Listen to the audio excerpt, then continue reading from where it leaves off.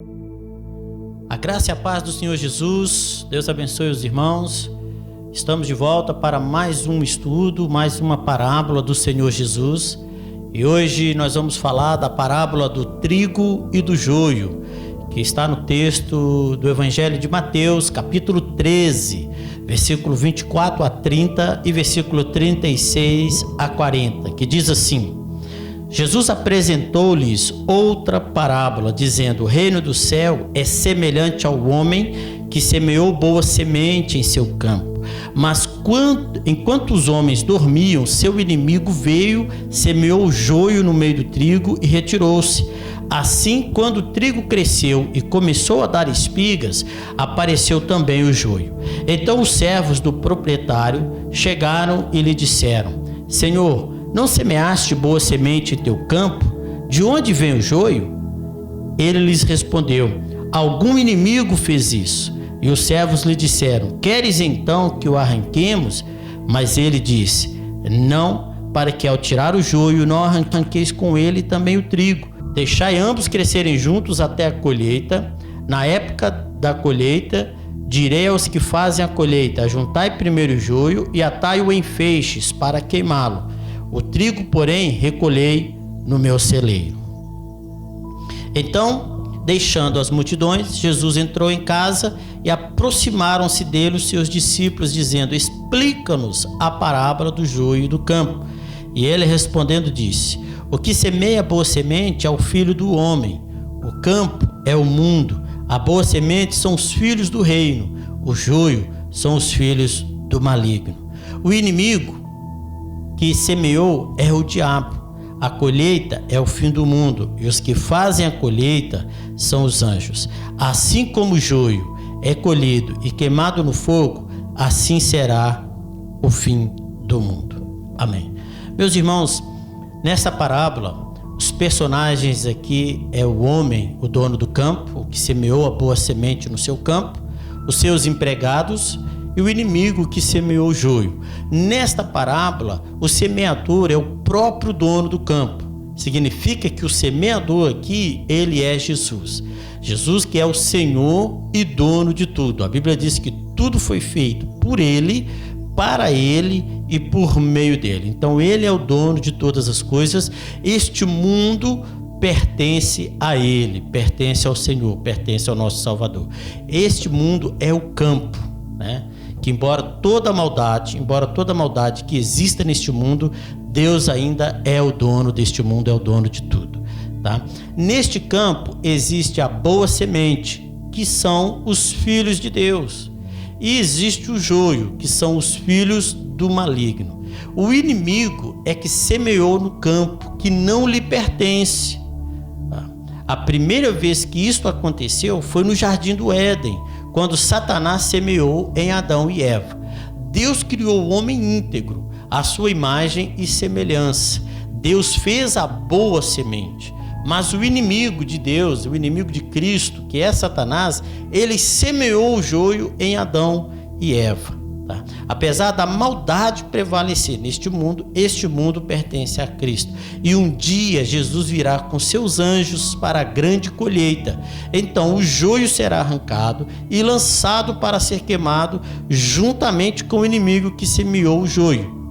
O inimigo mostrou a sua astúcia ao semear o seu joio na escuridão da noite. Isso não pode ser tomado como falta de vigilância. A noite é o horário de descanso dos trabalhadores. A noite foi dada a eles para descansar. O que o Senhor Jesus nos ensinou em outra altura é que os que pertencem a Ele andam na luz do dia, e os que pertencem ao maligno, eles amam a escuridão das trevas e rejeitam a luz. Tá?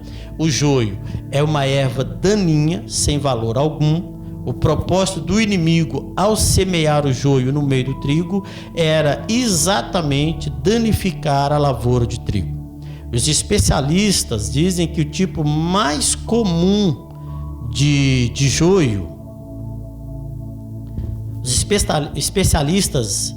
especialistas dizem que o tipo mais comum de joio nas terras de Israel é o joio farpado. um tipo de erva venenosa que na sua fase inicial é muito semelhante ao trigo e quase indistinguível. Somente quando lança a espiga é que o trigo pode ser distinguido do joio e arrancado. Isso é o que faz distinção entre os verdadeiros e os falsos crentes, o fruto. Por isso o dono disse para esperar pela colheita, tá? Porque somente pelo fruto, disse o Senhor Jesus, se conhece a árvore. Pelo fruto conhecereis a árvore. Somente aquele que dá o fruto do Espírito, o fruto que vem da boa semente, o fruto da palavra, é o Filho de Deus. Pelo fruto se conhece os filhos de Deus. E pelo fruto se conhece os filhos do maligno, o fruto que vem das trevas, que vem do pecado. Tá? Além do mais, as raízes do trigo e do joio, elas estão entrelaçadas e fica praticamente impossível arrancar um sem arrancar o outro. Elas crescem juntas. O método de Satanás é a oposição pela imitação. Os maus são semeados entre os bons e a diferença nem sempre é visível. Muitos que não são do Senhor assemelham-se aos que são. Vão à igreja, oram, leem Bíblia, participam das atividades da igreja, mas na verdade não possuem a Cristo. Os falsos crentes estão no meio da igreja, mas não podem ser arrancados, a não ser pelo próprio dono do campo. A expressão de Jesus, ajuntai o joio em molhos para ser queimado, significa que todas as espécies de joio, todo tipo de engano, todo tipo de mentira será julgado. E a expressão queimado no fogo fala do terrível sofrimento, do ardor do castigo que está preparado para o joio, que são os filhos do maligno. O Senhor Jesus Cristo, em outra altura, vai dizer: o lago de fogo e enxofre preparado para o diabo e seus anjos. A expressão de Jesus, recolhei o trigo no meu celeiro, fala exatamente daquele lugar que Jesus foi preparar para os que realmente são seus. No celeiro preparado para o trigo, não há lugar para o joio. E na fornalha preparada para o joio, não há trigo. Tá? Deus foi preparar um lugar especial para aqueles que são seus, para que onde Jesus estivesse, nós também estivéssemos com ele. Um glorioso destino para os justos e um terrível castigo para os ímpios. Assim como no capítulo 15 do Evangelho de João, Jesus disse que o ramo infrutífero será lançado fora, será queimado. Aqui Jesus alerta para o mesmo e terrível destino do joio. O próprio Jesus muitas vezes alerta para o castigo final dos ímpios. Isso porque o seu desejo, na verdade, não é o castigo, mas a salvação de todos os homens. Por isso, um alerta: vivemos ainda o tempo da graça, ainda não chegou o dia do julgamento. O poder do inimigo pode ser vencido e o joio pode ser transformado em trigo. Os filhos das trevas ainda podem se arrepender e virem a se tornar filhos do reino de Deus. Membros impostores da igreja podem se tornar crentes genuínos. Aleluia. Conclusão dessa parábola, para nós terminarmos: o inimigo sabe bem aproveitar as oportunidades. E isso foi o que ele fez. Aproveitou o momento em que todos dormiam e ele teria liberdade para semear o joio. E ele teria liberdade para semear o joio, sem que os servos percebessem. Daí então a importância da necessidade da vigilância. A função dos servos é cuidar e não julgar ou separar. Essa função cabe apenas ao Supremo Juiz, que é o dono do campo. Por isso ele disse para esperar até o dia da colheita, ou o dia do julgamento. Somente o dono é capaz de discernir de fato os verdadeiros crentes e está apto para separá-los. Não podemos arrancar joio ou seja, pessoas, não podemos arrancá-las, separá-las. Isso pertence ao Senhor, cabe ao Senhor fazê-lo. Se pensarmos em nossas vidas como o solo que recebe a semente, devemos ter o cuidado em não permitir que o inimigo semeie joio em nosso coração. Devemos analisar cada semente, cada ensinamento que é lançado em nosso coração e permitir que entre apenas a boa semente, que é a verdadeira palavra de Deus.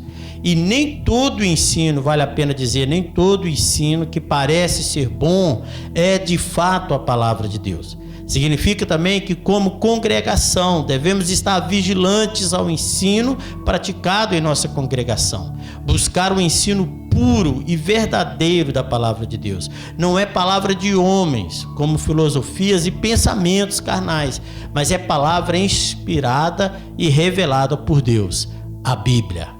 Amém, meus irmãos. É esta a meditação de hoje, é esse o estudo de hoje.